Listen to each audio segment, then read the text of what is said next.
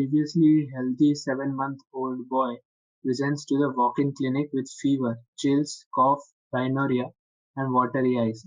His elder brother is having similar symptoms. Past medical history is unremarked. The patient is diagnosed with an influenza virus infection.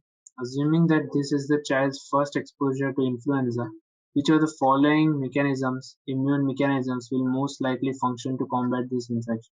So it's asking that this is the first exposure to the virus. What will be the response? First, the response of the baby's immune system. Option A, natural killer cell induced lysis of virus infected cells. Option B, presentation of viral peptides on MHC class 1 of CD4 T cells. Option C, binding of virus specific immunoglobulins to free virus. Option D, complement mediated lysis of virus infected cells. Option E, eosinophil lysis or mediated lysis of virus.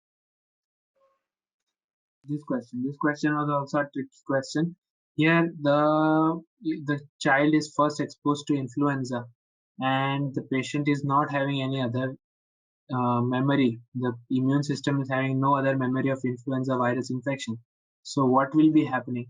Since there is no memory, there will be no existing uh,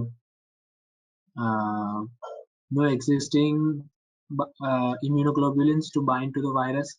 So binding of virus-specific immunoglobulins to free virus is out of the options. All right. Then complement-mediated lysis. This will occur, but to a very less extent. This we cannot count. Presentation of viral peptides on MHC class 1 of CD4 T cells. This also will not count, okay, because MHC class 1 and CD4 T cells does not occur. It is MHC class 2 for CD4 T cells. And eosinophil mediated lysis of virus infected cells. This usually occurs for parasitic agents. So this is also not going to occur. So this also will remove. Natural killer cell mediated induced lysis. This is the correct option.